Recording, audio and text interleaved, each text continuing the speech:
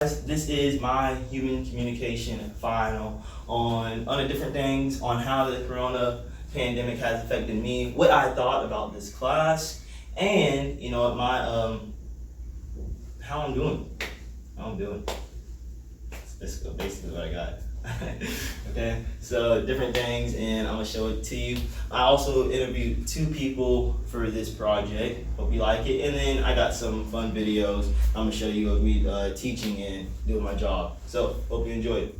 So being in the human communication class was really awesome. I really will take a lot that I've learned from it, and it'll benefit me in life. You know what? Being in the classroom before we got out for the break, it was really fun. I liked the debates that we had, the topics that we talked about was interesting, and it was fun to see people's different viewpoints and different opinions on topics besides my own. So I'm really sad that it was cut short, our time was cut short in the classroom, but I knew that we will all take something away from what we have learned in that classroom setting. So the pandemic, COVID-19, is really interesting to me. It really started to hit during spring break, and I went to Disney World with 3 of my other friends, and Disney World has multiple people a lot, and that was during that spring break week, and that's when life really started to shut down. The college, we got canceled, so we weren't here or we weren't in session for those 3 weeks. Sports got canceled. That was crazy. People started to be laid off of work. Disney World was actually closing down right when we were in it. So it was like the world was actually shutting down. And me, my friends, and multiple people around us, because not only were I with my friends and getting their different viewpoints and perspective on COVID-19, but I was getting lots of other people's opinions from their perspective. I met one person from Virginia. She was going to high school, and it was her senior year. She said how their high school was, getting shut down. One lady, she was a nurse, and she said that the hospital was getting, quarantine where she was from. I think she was from California. So it was just a lot of other people coming over all around, and it was getting their perspective, their viewpoint on this one topic, and that was COVID-19. And it was crazy how that one thing shut down everything around us, and it made us change our lifestyles. It made us change how we lived, and I was crazy. We were kind of scared. So that was while we were on spring break. All right, guys. So the person that I'm gonna show you next is gonna give you her experience with the whole coronavirus and how it has changed her lifestyle as a mother. This is my very good friend, and she's my co-worker here at Premier Martial Arts. Her name is Katie.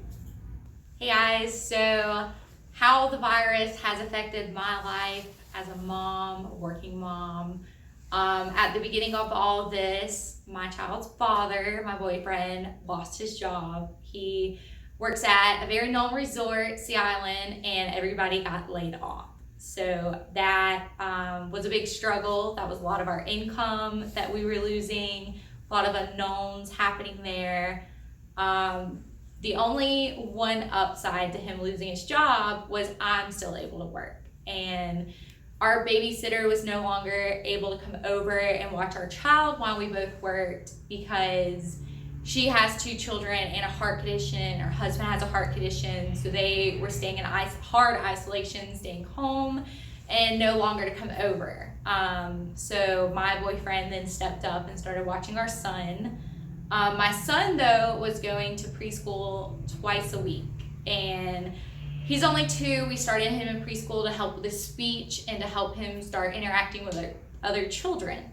That was very beneficial. It helped extremely right at the beginning, helped him talk to us more, play with children better. And we've noticed since his preschool had to close, he's gone back to not talking near as much, needing us to play with. He doesn't want to play alone. He's not learning as many new words or songs like he was. So we've had to step up more and play preschool at home to get him excited about it again. We're very much hoping in the fall he'll start back. We're hoping the resort opens back up this summer and his father can get back to work. I have had to change how I work now. We've had to go to online classes and different schedules, and it's been really funny, especially at the beginning. And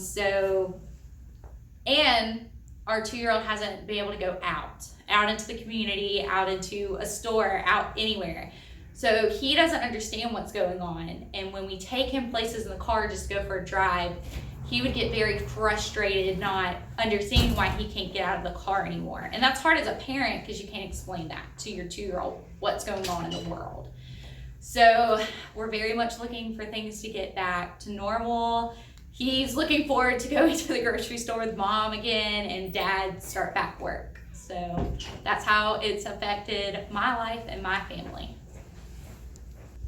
When we came back from spring break, it was really different. It's like coming back to a world that you just really don't know. The college, that was closed, so really didn't have anything to do in the mornings. The work, we went to an alternative schedule, so we only started letting 10 kids in the building at a time, and we started shutting down our bigger group classes. And then after a while, we couldn't even do that anymore because we had stay-at-home orders. So we started doing online Zoom classes. So I had my Zoom students, and we would just do that 2 times a day, and then do that Monday through Thursday. So that was different in itself. Just moving from all these students in the building, teaching multiple, like 20 kids in one class, 5 classes a day, to moving to 2 classes a day, but then having them all over a computer screen. So moving from that platform to another platform, or that in-phase person-to-person communication to an online platform communication, it was so different. Staying at home, you really can't go out and do that much. Can't go to the beach. Can't go down to Jacksonville, which I love to do, like to go to Topgolf in Jacksonville. Can't go to St. John. Just can't go out and around and about. So just staying at home, trying to find ways to keep you busy. I tried to learn a new language. That didn't go well. Kind of gave up early on that. I kept practicing here on different weapons, different forms, trying to better myself in that way so I can teach my students. So just trying to stay busy at home, that's been a challenge, not trying to drive myself bored, trying to keep ways to stay interested and stay entertained. All right, so now I'm going to give you guys a perspective through a business viewpoint, okay? I'm going to show you an interview through my boss. His name is Travis Thornton. He owns Premier Martial Arts, and he's going to give you his perspective on the coronavirus and what it means and how he's been going through and how it's changed up his business. All right, so the coronavirus has affected my business in numerous ways. Martial arts is our business, is what we do, and obviously martial arts has always kind of been known as a hands-on thing, instructor-student relationship in person, and we've had to pivot and actually go to all online classes through the Zoom platform. So that was just a learning curve, a technology learning curve for me and my staff. And to learn how to interact with kids, multiple kids at the same time through a digital platform has been definitely a learning curve, but a really good experience at the same time. We've learned, how to interact and be engaging even when someone's not present with you, which I think is going to translate to our classroom floor once everything is back to normal and the kids are back on the mat. We have seen a dip in revenue because we don't have people coming through our doors on a daily basis to purchase different things like gear and special events. Where obviously we can't host a lot of our events and testings and things that we normally could do, and so that has hurt our revenue. And we have seen a dip in membership because some people have taken a break from martial arts. They said the Zoom platform didn't work for them. Especially for younger kids, right? 5, 6, 7-year-olds have a harder time paying attention, staying focused to the digital platform than if they're live in our school. So that's been very, very difficult. Obviously, payroll and dealing with the business expenses has been a challenge. Luckily, we were able to get the payroll protection funds so we continue paying our staff through this time and paying our utilities and expenses, so that has helped because of the dip in revenue. We're still able to keep our team on board and keeping them working and making money during this time. We are slowly starting to get back to our regular classes. When we first ramped down, we had to go from regular classes to only having 10 people per class and then keeping space between people. And now we're ramping back up doing the exact same thing. So we went from all online classes to now we're offering online classes and live classes in our facility where people can come in only 10 students at a time, only 10 people in the building at a time, and keeping distance. and there is absolutely no partner training. So that's different for us. Even our live classes right now in our studio, we're having to keep distance and do no partner training. So that's a change in the way that we teach. But pretty much that's how it's affected us here at Premier Martial Arts, just to have to pivot and change to a digital platform, and we have a loss in revenue, and we've had to work probably twice as hard for less money just to be able to keep our staff on board and keep things going. And a big part of it also has been communication and communicating with our members and their parents on a daily basis so they know what we're trying to do to keep things rolling, and that we are open, we are keeping our relationship with our students top of mind, and that's the most important thing to us. So the pandemic has affected me on multiple ways. On work, it has changed how I work completely up. It has changed how I work from being face to face with a bunch of people every single day to eliminating that to only Miss Katie and Mr. Thornton and just over a TV screen with a bunch of students. At home, it's just isolated me with my family, and just staying close to them. I've had contact with my friends, but not as much as I would like. I can't see them face to face because they were quarantined as well. So I would like to see them as well, but that didn't work out. And then, just moving around the community. I like to go running. I like to be outside. I like to, go to the island, but you can't really do that with all this going around. But it is getting better right now. Everything is being lifted. So hopefully we can go back to some normal life. What I want to take away from this corona pandemic is that we need to be more aware of, what could naturally become a threat to us. Because this really just snuck up on us, and a lot of us weren't prepared. I hate to say that, but we just weren't prepared for it. And we need to be more aware and prepared for threats like COVID-19 or anything else out there. That's why I really want to, translate the future generations. So I have some footage that I'm going to show you of me interacting on Zoom with students that I teach with daily. Some different challenges that I did, maybe some different drills that I did, and that's what I'm going to show to you now.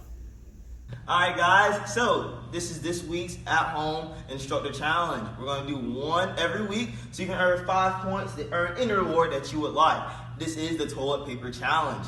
So what I want you guys to do is try to film you doing it 3 times, whether you're successful or not, and post it to our community Facebook group. Okay, so it works just like this. You're going to take the toilet paper, not a used roll, okay, make sure it's not used yet. You don't want to go flying everywhere. And you're going to put it right on your foot, just like this. From right here, you're going to take it and kick out, just like that.